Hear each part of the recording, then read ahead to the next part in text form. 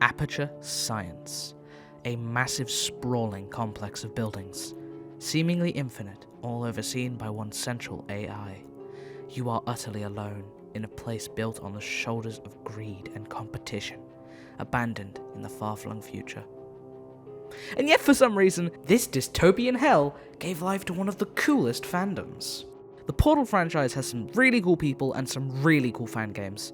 This isn't the first time we've talked about Portal or fan games, but today, as is the entire gimmick of Creativity Vault, we're talking about my very own Portal fangame idea.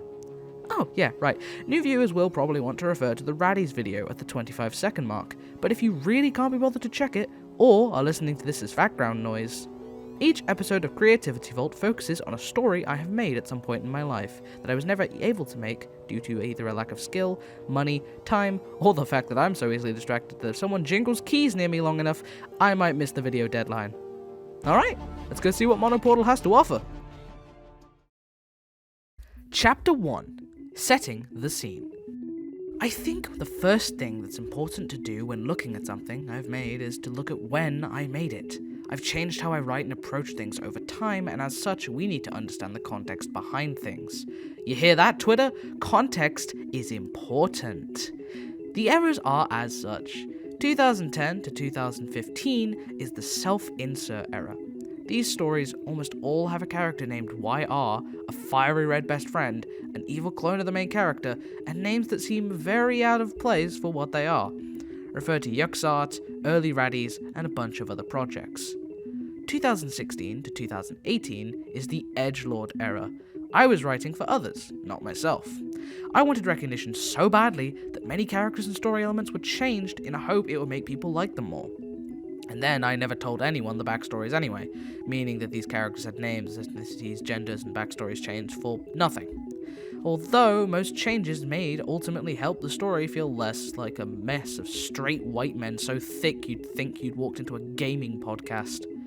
Once again, I refer to Yuxart and Raddies. Although in both cases the cast are mainly robots, so the ethnicity one can just be thrown right out the window. 2019 to 2020 is my self-conscious era. I became super aware of what was happening around me and how my stories were perceived. There was a lot less edge and a lot more balancing and tweaks to make them feel like less of a straight white man festival. But at the same time, female characters now actually serve purposes to the story rather than just being there to fit the quota, because I realized that writing men and writing women is equally easy. Like, I was like 15 or 16 at this time, so you have to give me some break. Refer to the final story of Raddies to see how that all worked out. 2021 onwards is the Creativity Vault era. Most of my stories, old and new, have been at least considered to get the Creativity Vault treatment, and helping these stories grow is a fresh batch of the narrative compost that is trauma. 2020 and 2021 have been really rough, man. Of the four eras, Monoportal, or as it was originally called, the Orange Portal Experiment, or TAUPE for short, fits here. The self-conscious era. It's very in line with the other big two Portal fan games I played, with a core guiding you through test chambers. The big gimmick is pretty obvious in the name, so let's get it out the way.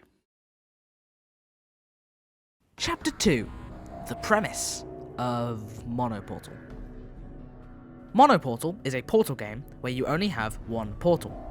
Of course, there's other gimmicks, like cubes being replaced by balls, so you can't get out as easily, and generally I just wanted to use whatever wasn't majorly in Portal 2 or its fan games. So there's no gel, few lasers, and a whole lot of momentum puzzles, vacuum tubes, rocket turrets, pretty much everything that got removed for a reason I brought back in my plans. See, that's the side effect of the self-conscious era. I'm actively going against what I and others like just to stand out, selling myself out so that I can feel special. Those who knew me in 2020 will tell you that I would happily hide behind 100 masks if it made me popular. Nowadays, though, I do what I want to do and have stopped lying to myself, so let's take this basic premise and plan and turn it into something truly great. Oh, but first, let me introduce you to the core. In the quote-unquote concept art that I made, he's called Neuro, possibly alluding to the original story idea for him, whereupon he was actually an uploaded consciousness, later fusing with Cave Johnson in another Portal story Guess who just remembered they had a second Portal fan story, which would have been co-op and involved Neuro, and Monoportal was actually a prequel story to it. maybe some other time. Okay, but Nero is a terrible name. How about,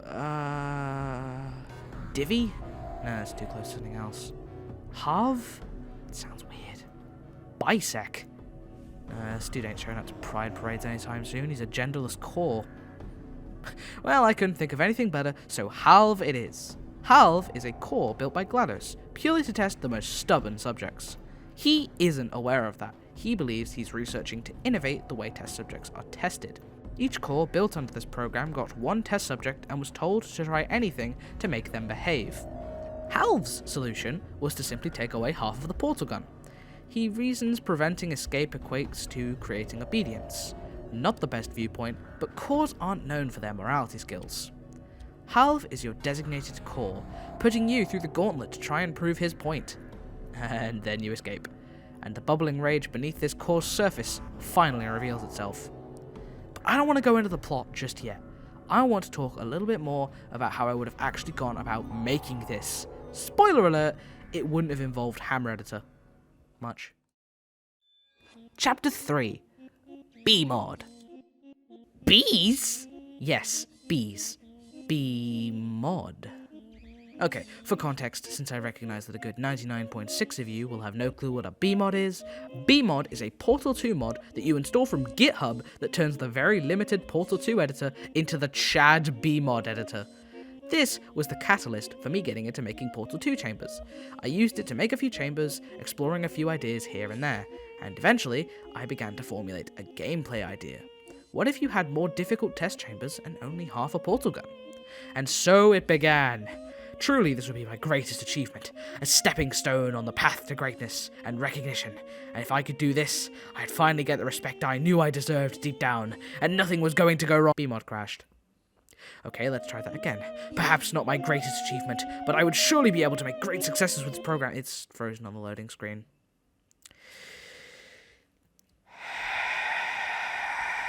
Chapter 4. The Revival. After BeeMOD's unreliability and my desperation to be recognised going unfulfilled pushed me to give up on the project, it was haphazardly tossed into the void of forgotten ideas. But then, a magical thing happened. Creativity Vault Raddies came out and was way more successful than I anticipated, and I realised that Creativity Vault is something people actually want to see. And with this, almost every story I'd ever made or considered making suddenly had a chance. It suddenly had a spotlight. And seeing as one of my most successful videos was a Portal video, Monoportal finally started getting attention. The first major thing I did was change the name from the Orange Portal Experiment to Monoportal. The next thing I did was simply finish off the finer details and process it into a way that functions for the video format I use on this channel. And by doing this, I was also able to get rid of the issues plaguing Monoportal. I no longer had to create playable levels, since I only needed footage, allowing me to instead create presentable levels. One might say that's lazy, or that I'm chickening out because I don't want to make the full story, or perhaps that I should have just learned Hammer Editor and moved on with my life. And to those people, I say, Hammer Editor scares me, I don't know how to model stuff, and BeeMOD is still super buggy and unstable. I couldn't do this alone, I needed a team, so I began to reach out to friends. Shout out time. This is something I should have done in the Raddies video, so before we go forward, allow me to retroactively shout out Ink Pink Games, helping a ton during the Raddies development, being the only one on the team who actually knew how to use Blender. Okay, back to Portal. The dudes who helped me with Monoportal are the amazing Andre MDL, who helped give Halv an actual model rather than just a crusty PNG, and my good friend Solace Fox, who, if you're keeping track, also helps with Uxored and Raddies. Dude's an MVP. With talented people by my side, allow me to introduce you to the reinvented Monoportal. Chapter 5. Monoportal. Okay, so the new plot is fundamentally the same. You're a test subject being run through a new line of tests overseen by a core because GLaDOS can't be bothered to test the problematic subjects, which, if you've played Portal 1 and 2, makes total sense, I don't blame her. The core testing you is Halv. He's a blue core with a green eye, which is surprisingly faithful to the original terrible concept art. Halv is put up against other cores who go unnamed and unseen throughout the story, with the cores being graded on how far the test subject can get without failing. This means that not only does he need you to finish the tests, he needs you to not escape. And so, he looks at the numbers. 100% of test subjects who escaped had a dual portal device. Granted, only one test subject has escaped, but 1 out of 1 is still 100%. You are a very stubborn test subject, not unlike Chell. But you aren't her. She's off living her best life in some wheat field in Michigan, according to context clues that Portal 2 gives us. Essentially, Halv wants you to be his personal guinea pig for some comically difficult test chambers wherein you only have a single portal at your disposal, the other being locked to the chamber walls, whereas you want to escape, obviously. Now, it's all well and good to say this, and show you some fancy graphics, but I decided to go a step further. I braved the hells of BeeMOD for this next segment, so without further ado, Chapter 6, Gameplay. Before we start this segment, I obviously want to remind you that these levels aren't public, since I had to do a little bit of cheating here and there to get them to work perfectly, since, say it with me, Hammer Editor scares the crap out of me and I'm not using it. This is where gameplay was going to go, but as you might be able to tell, that didn't happen. I really tried to make it work. Hell, this video was originally planned to come out in early February. So, what now? I couldn't just cut this segment out of the video. Solace made multiple banger tunes just for this segment. Surely I could find some way to work around the problem, right? It's not like the thing stopping me was vital to the construction of every level, right? The entire gimmick of Monoportal was that all levels would have one portal. As such, all levels would require a portal spawner for the blue portal. You can guess where I'm going, the portal spawner was broken. No matter what I did, broken. Now, I'm not sure if this was a problem with BeeMOD or that trademarked source engine spaghetti, but either way, it was directly in the way of finishing this video. The only other option would have been delaying this video until September and learning Hammer Editor, and I have plans, so that wasn't an option. So instead, I made this little addendum. Music Solace made will probably be linked in the description. I'll probably have to redistribute it throughout the entire video. And you've been seeing screenshots of the first level, or as far as I could get it. Am I upset that BeeMOD is still janked to hell and back after like 2 years? Well, a little. But hey, it's still more functional than ESMBot.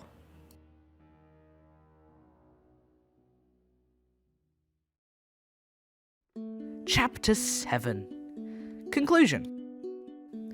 You know, in hindsight, I think I've realized why I gave up on Monoportal. It wasn't actually that special, but there must have been something that made me so enamored with the concept. Oh, right, the mech. For some reason, I wanted the final boss of Monoportal to be Halv in a mech. One hand would have been a laser, the other would have been a giant hand with wrist-mounted rockets. He would have had an energy bellet keeping him airborne, and would have actually moved around during the battle. That was one of the big things I wanted to do all the way back in 2019, an actually moving boss fight. Okay, so the only reason 2018 me wanted to make Monoportal, other than recognition, was for the one portal gimmick, and for a somewhat creative, if difficult to create, final boss. You know, I'm content with Monoportal not being a thing, because I'm the only person who's ever thought of the idea, and... what? Oh. Nice. Well, I'm gonna go play Portal Stories Mel. Now that is a good Portal fan game right there.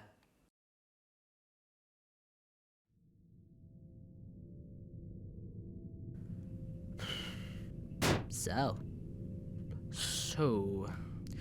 Big hole. big hole. You look different. Don't think about it too hard. Ow! I told you. How does it even work? Everyone sees the world through different eyes. No two people see the same thing. Well, that's stupid. Alright, party time.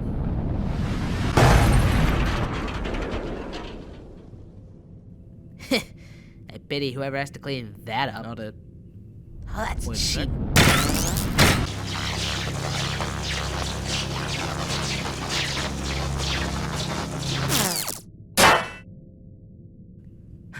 What is this? Where am I? Who are you? It's a very long story, so let me break this gently. The multiverse is real. Everyone you know and love is gone. You have no home anymore, and you need to come with us. But on the bright side, we don't have Twitter. The hell's a Twitter?